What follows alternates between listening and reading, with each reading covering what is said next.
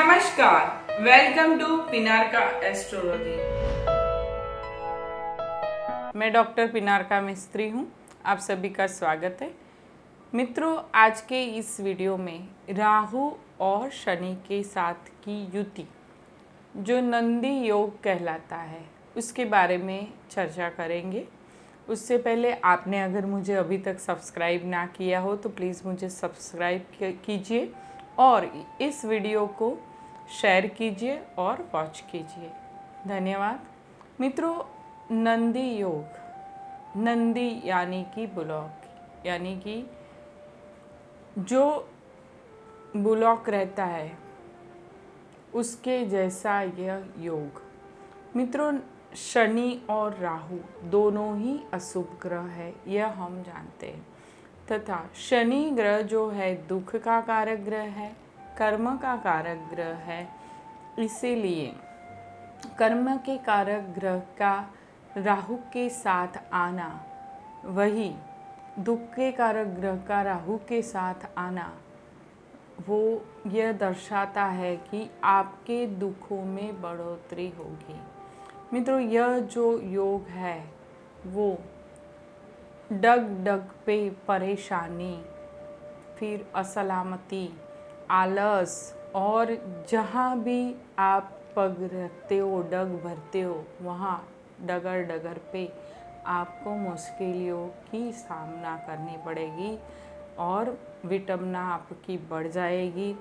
और यह शनि राहु के योग से आपको मन कंटाल जाता है, थक जाता है, भारीपन लगता है, जीवन जीने योग्य नहीं लगता और कहीं ना कहीं लोग यह युति के कारण भी आत्महत्या की ओर चले जाते हैं, जिसका मन मजबूत नहीं होगा और चंद्र भी सही नहीं होगा। इस योग के कारण, शनि राहु के कारण इंसान कंटाल जाता है और वो थक जाता है।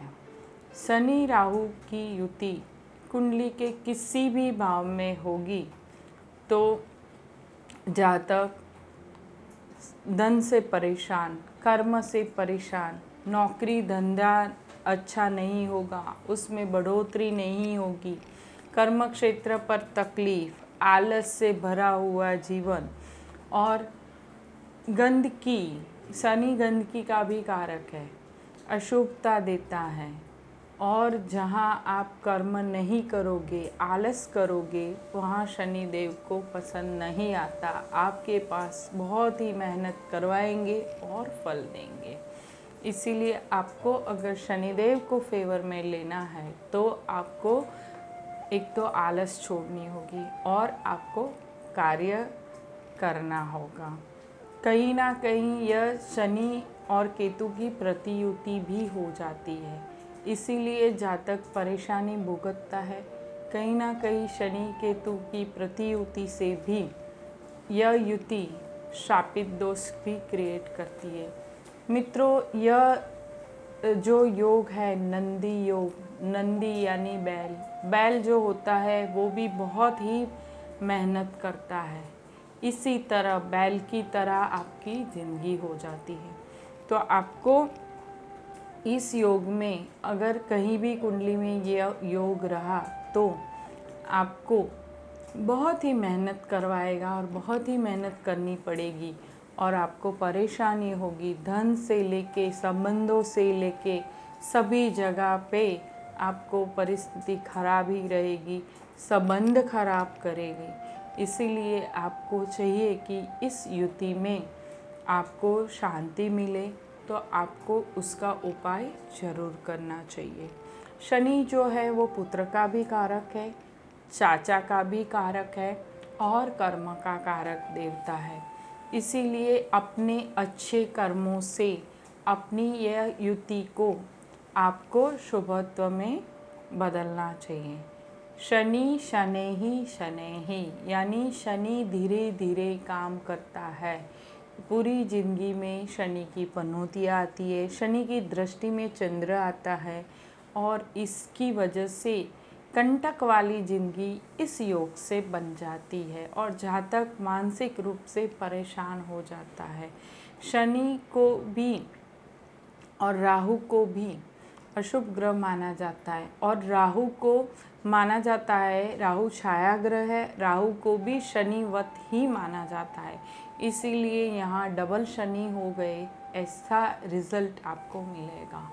मित्रों, इस योग में और इस जो युति है उसमें आपको चाहिए कि उपाय करना चाहिए। इसके लिए आपको शनिचर के दिन उपवास रखना चाहिए, शनिदेव के मंत्र जाप करने चाहिए। ओम सन शनैश्चराय नमः, इस मंत्र का जाप करो। विद्वान ब्राह्मण के पास इस युति की पूजा अर्चना करवाओ। घर में हनुमान चालीसा और हनुमान जी की पूजा करनी चाहिए आपको। हनुमान चालीसा करना चाहिए आपको। शनि चालीसा पढ़ो और शनि देव को प्रसन्न करो। शनि देव को उड़द, उनका द्रव्य उड़द है, तो साबुत उड़द और तेल को चढ़ाना चाहिए।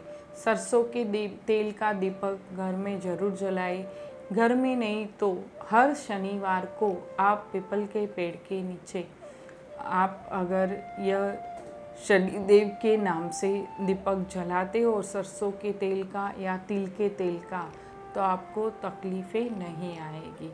तिल के ऊपर भी शनिदेव का प्रभुत्व है। जो ऑयल सीड्स है उसके ऊपर शनिदेव का प्रभुत्व है। तो आप ऑयल से यानी सरसों के तेल या तो तिल के तेल से बनी हुई कोई भी व्यंजन भी शनिदेव को अर्पण कर सकते हो। शनिदेव के लिए मैं आपको बताऊँ तो शनि की जहाँ दृष्टि पड़ती है वो स्थान को वो खराब करते हैं, और शनि राहु की जहाँ युति होगी वो स्थान भी खराब। राहु के सामने 180 डिग्री पे केतु रहता है, और शनिदेव की दृष्टि भी उसके ऊपर सीधी दृष्टि, सप्तम दृष्टि पड़ेगी, तो वो स्थान भी खराब। यानी कि बहुत सारे स्थान खराब होते हैं। शनि की जहाँ राशि है उसका भी फल आपको अशुभ मिलेगा। मकर और कुंभ राशि शनि की है, उसका भी फल खराब मिलेगा। कालपुरुष की कुंडली की जो सप्तम राशि है तुला राशि, उसमें शनि उच्च का होता है। अगर आपके सप्तम भाव के साथ या तो तुला राशि के साथ शनि राहु का भी संबंध होता होगा तो आपके दाम्पत्य जीवन में यानी कि वैवाहिक जीवन में विटंबना आएगी, और वैवाहिक जीवन सही नहीं चलेगा, और वैवाहिक जीवन में तकलीफ़ें कई बार तलाक तक पहुंच जाती है। इसीलिए आपको चाहिए कि शनिदेव के उपाय करके उसको फेवर मिले। कहीं भी कामदार वगैरह है जो शूद्र जाति के लोग हैं उनको तकलीफ़ नहीं देनी चाहिए। मजदूर वर्ग है उसको अच्छे से रखना चाहिए। कोई बार किसी भी भूखे इंसान को देखो तो उसको खाना खिला देना चाहिए।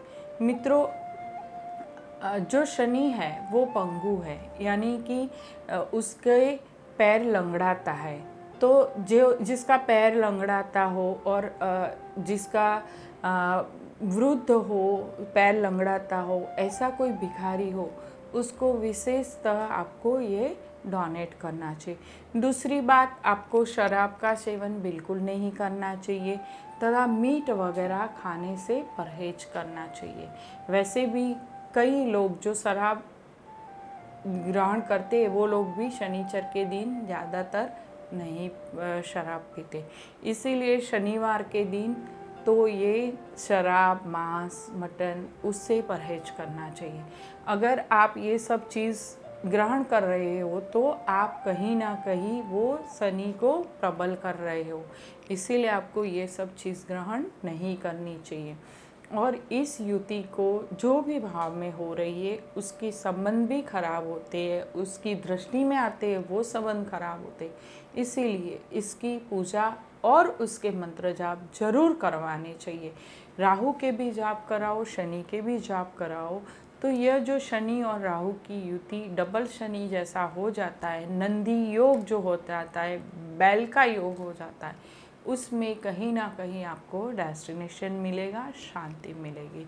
पीपल के पेड़ का आपको अवश्य पूजा करना चाहिए। पीपल के पेड़ में खाली मात्र रविवार के दिन पानी जल अर्पित नहीं करते, बाकी के सभी दिन आपको जल अर्पित करना चाहिए। और शनिवार के दिन ज़्यादातर संध्या के समय आप उधर दीपक वगैरह जला के तिल की कोई मिठाई रखते हो और चींटियों को उसके जो दर रहता है उसमें आटा वगैरह पूरते हो, बाजरी के आटे का या बाजरी जो आजता है बाजरा, उसको पक्षियों को दाना डालते हो और कौवे को आप भोजन करवाते हो, कौवे को खीर पूरी खिलाओ या तो फिर कौवे को आप वो गांठिया या बेसन की मिठाई या शीरा वगैरह खिलाते हो, तो शनिदेव आपको पॉजिटिव रिजल्ट देंगे।